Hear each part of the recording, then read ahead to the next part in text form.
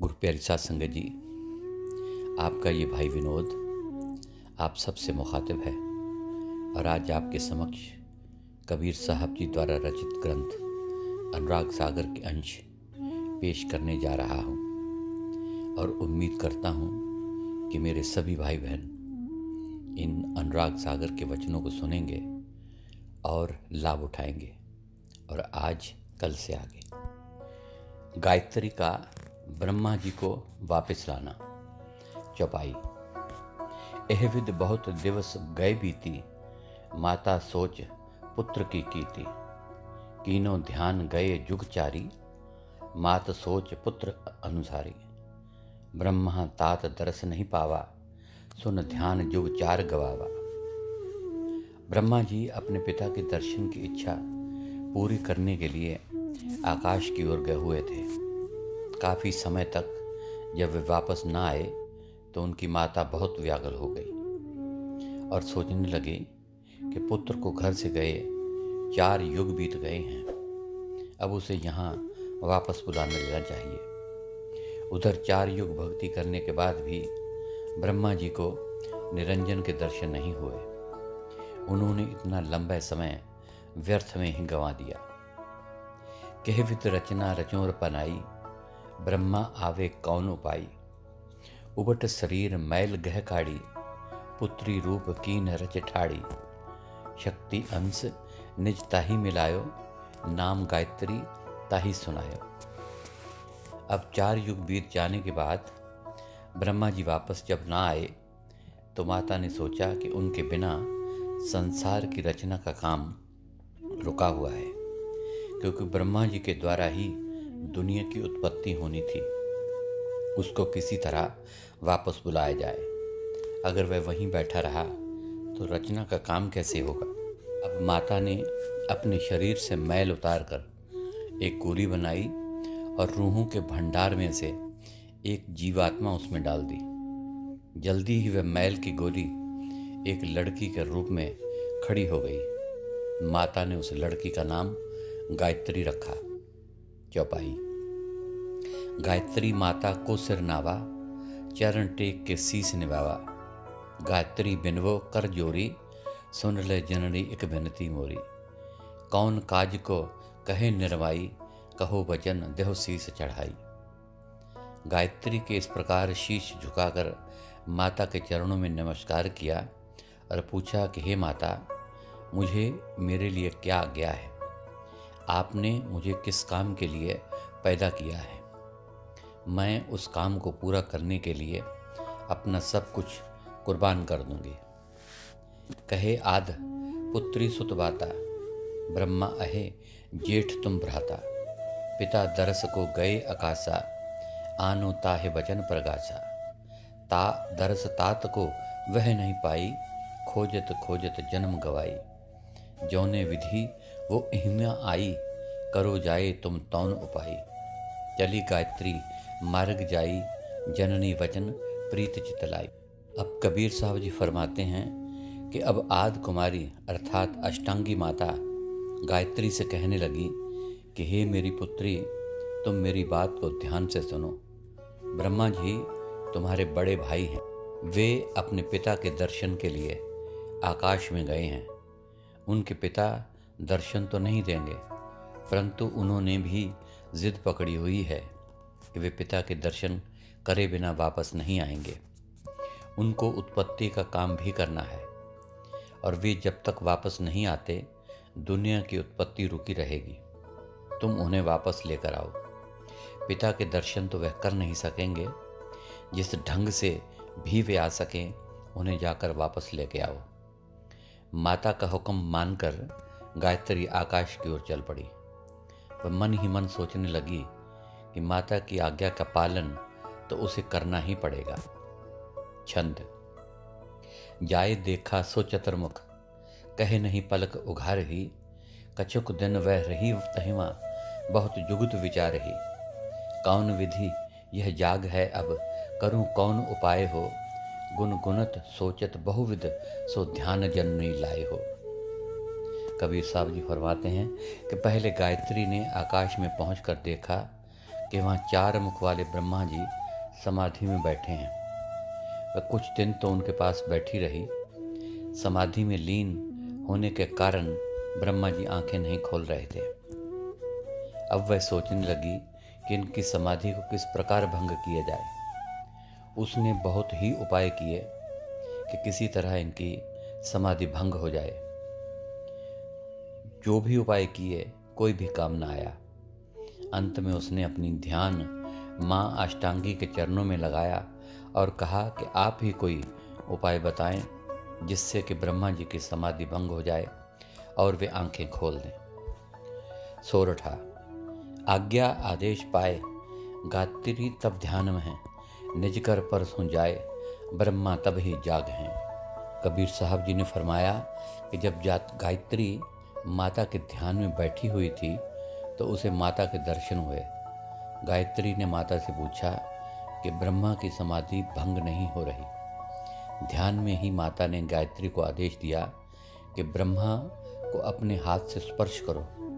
स्पर्श करने से वह समाधि से उठ जाएगा। चौपाई।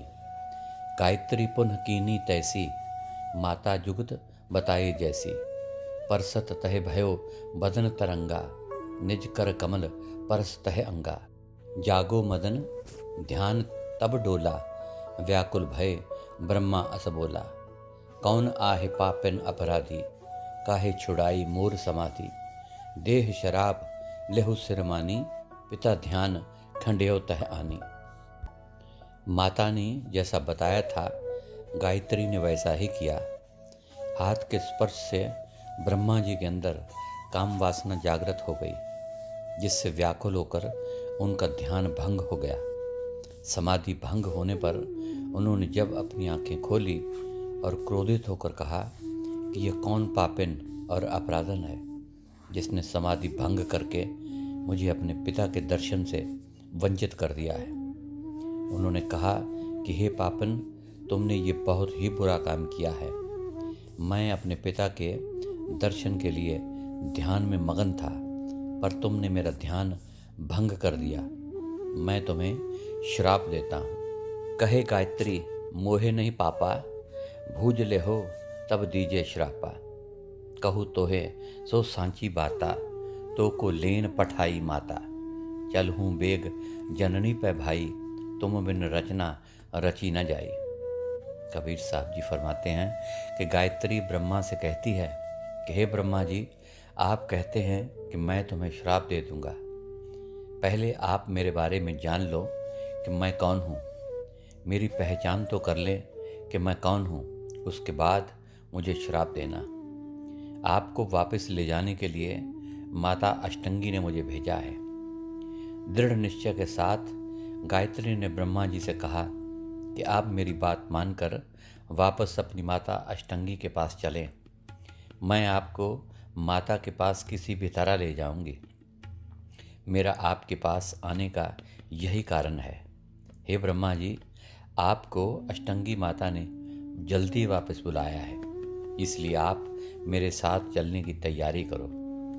इस संसार की उत्पत्ति का सारा सिलसिला रचना आपके हाथ में है। रचना के प्रसार के रुक जाने से हमारी माता काफ़ी परेशान है।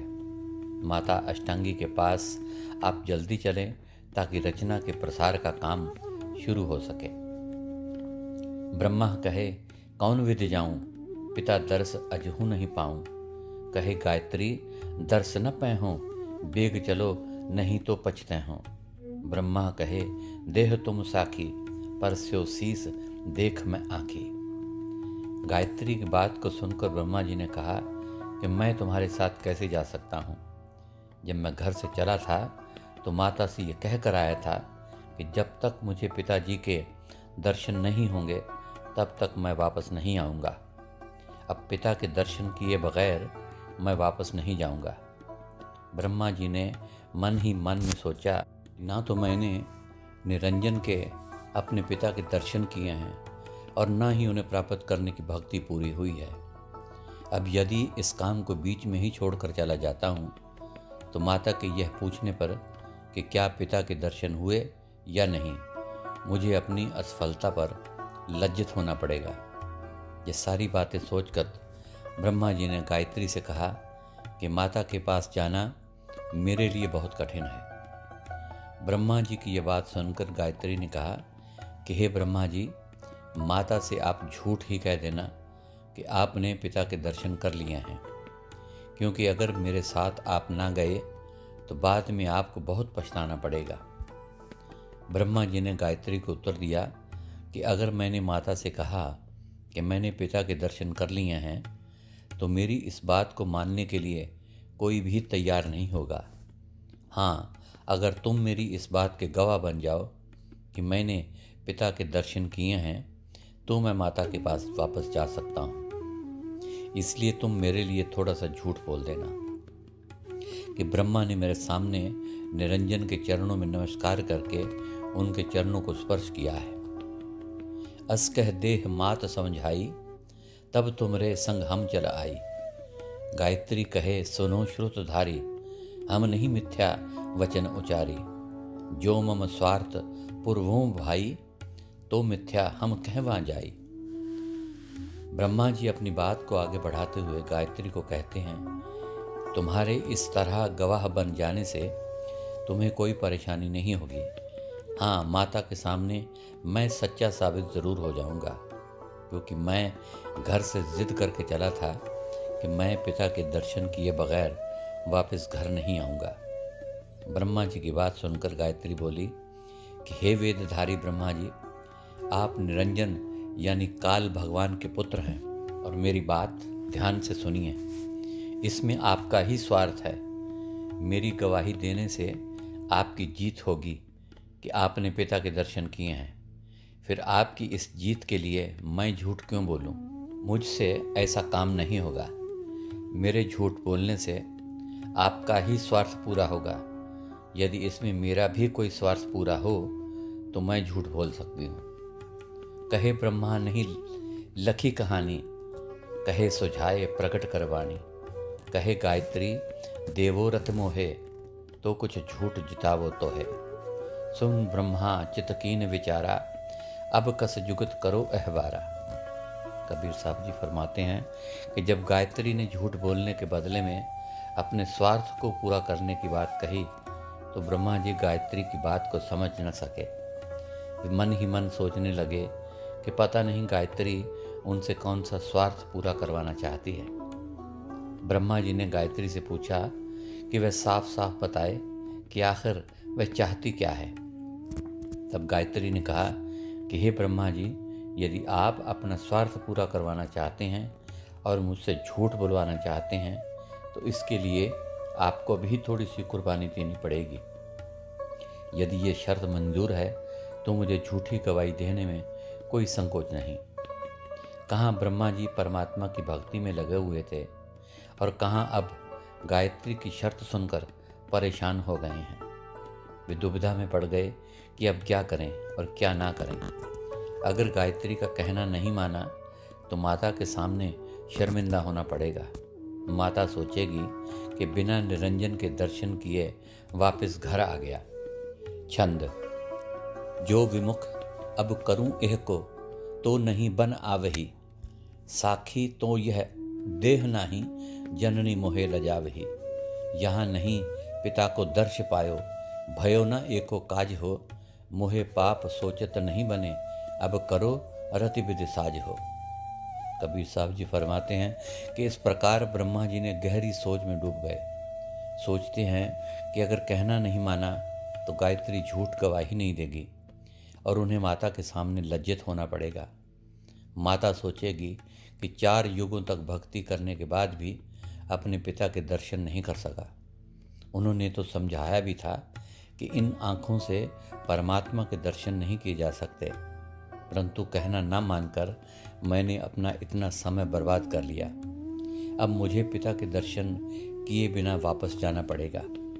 ब्रह्मा जी ने काफ़ी सोच विचार करने के बाद निर्णय लिया कि माता के सामने शर्मिंदा होने से बचने के लिए मुझे गायत्री की बात मान लेनी चाहिए।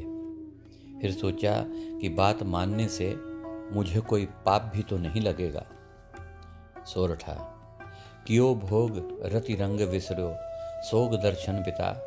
दो को बढ़ियो रंग छलमत बुद्धि प्रकाश कियो। ब्रह्मा जी ने गायत्री की बात मान ली।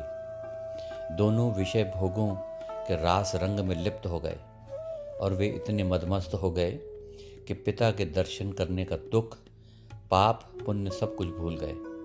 वे माता से भी छल कपट करने के लिए तैयार हो गए।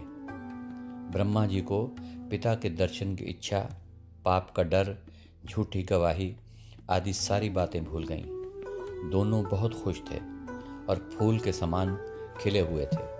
चौपाई। चले ब्रह्मा जननी के पासा, तब है गायत्री वचन प्रकाशा।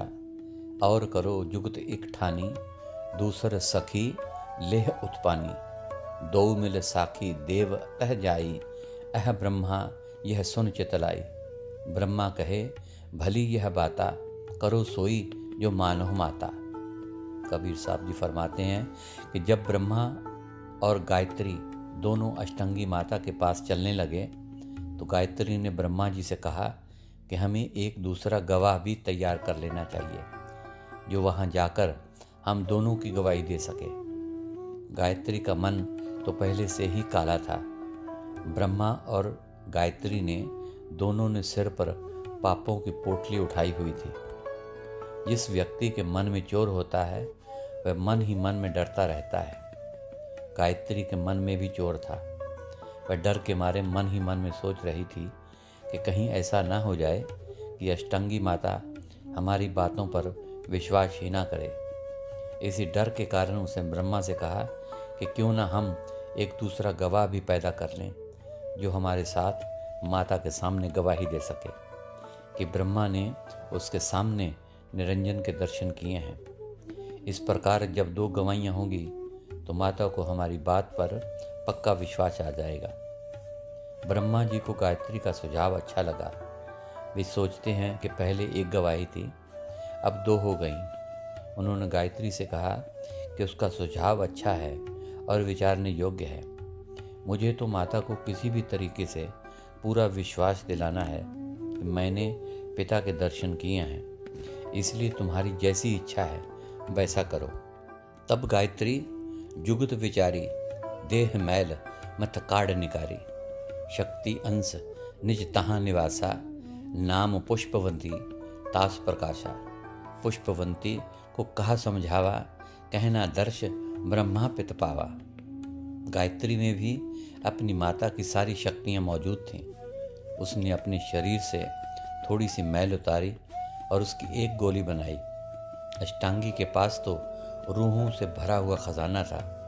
गायत्री ने अपनी शक्ति का प्रयोग करके रूह के उस भंडार से एक रूह को निकालकर उस मैल की गोली में डाल दी। इस प्रकार जो जीव बना उसका नाम पुष्पवंती रखा गया। गायत्री ने पुष्पवंती से कहा कि हे पुत्री, मैंने तुम्हें इसलिए बनाया है कि तुम हमारी सहायता कर सको। बात यह है कि ब्रह्मा जी ने अष्टांगी माता से ये कहकर घर से चले थे कि वे अपने पिता निरंजन के दर्शन करके वापस लौटेंगे। ब्रह्मा जी को वापस ले जाने के लिए अष्टांगी माता ने मुझे यहाँ भेजा था, लेकिन सच बात तो ये है कि ब्रह्मा जी ने अपने पिता के दर्शन किए ही नहीं। हम दोनों अष्टांगी माता के सामने झूठ बोलेंगे कि ब्रह्मा जी ने पिता के दर्शन किए हैं। तो हे पुष्पवंती, तुम भी माता के सामने इस झूठी गवाही की पुष्टि कर देना कि ब्रह्मा ने अपने पिता के दर्शन किए हैं। पुष्पवंती कहे हम नहीं जानी, झूठी साख देह आपत्ति हानि। सो सुन दो को चिंता व्यापा, यह तो भयो कठिन संतापा। जब पुष्पवंती ने गायत्री को इस बात को सुना तो उसने उसी समय साफ साफ मना कर दिया और कहा तो इस बात के बारे में कुछ भी नहीं जानती है, इसलिए वह झूठी गवाही नहीं देगी। झूठी गवाही देने से उसे क्या लाभ होगा? जब उसे कोई लाभ ही नहीं होगा तो वह झूठ क्यों बोले? उसने कहा कि हे माता, लाभ तो होना है ब्रह्मा को या आपको, फिर मैं झूठ क्यों बोलूं? अगर माता को पता लग गया कि मैंने झूठी गवाही दी है तो मुझे बहुत बेइज्जती होगी। पुष्पवंती का ऐसा उत्तर सुनकर ब्रह्मा और गायत्री को दोनों को इस बात की चिंता लग गई कि पहले तो केवल दो ही थे, चलो एक बात करेगा दूसरा गवाही दे देगा। फिर माता अष्टांगी माने या ना माने, बात तो ख़त्म हो जाएगी। वे दोनों सोचने लगे कि पुष्पवंती को जन्म देकर एक नई मुसीबत पैदा कर ली है। अपने दुख और चिंता का कारण उन्होंने स्वयं ही पैदा किया है। पुष्पवंती को जन्म देकर और उसकी बातें सुनकर वे और मुश्किल में पड़ गए। पुष्पवंती गायत्री की बेटी थी, वे बिल्कुल अपनी माँ पर ही गई थी। जैसा स्वभाव माँ का है वैसा ही बच्चों का होता है। इसलिए पुष्पवंती की सभी आदतें गायत्री पर गई थी, इसलिए उसका स्वभाव और आदतें भी अपनी माँ पर ही गईं। उसके मन में भी अपनी माँ के समान खोट था। बहुविधि गायत्री समझावा, पुष्पवंती के मन नहीं आवा। पुन गायत्री कहत बुझाई, पुष्पवंती तब वचन सुनाई। ब्रह्मा करे मोसोरति साजा, तो मैं झूठ कहूँ यह काजा। गायत्री पुष्पवंती को समझाने का काफ़ी यत्न करती है, परंतु पुष्पवंती उसका कहना मानने के लिए तैयार नहीं होती। गायत्री उसे समझाती है कि कम से कम बेटी होने के नाते ही अपनी माँ की बात माने। जब पुष्पवंती कुछ भी मानने को तैयार नहीं हुई तो माता ने उसे फुसलाते हुए कहा कि उसके थोड़ा सा झूठ बोलने से ब्रह्मा को लाभ होगा और पुष्पवंती को कोई हानि नहीं होगी। सो गुरु प्यारी साध संगत जी, आज के लिए इतना ही। कल अनुराग सागर के आगे के अंश आपके समक्ष रखूँगा। तब तक के लिए इस नाचीज़ को इजाज़त दीजिए। और आखिर में मेरी तरफ से सभी भाई बहनों को प्यार भरी धन धन सतगुरु तेरा ही आसरा, हाजिर नाजिर जिंदा राम तेरा ही आसरा अर्ज़ है।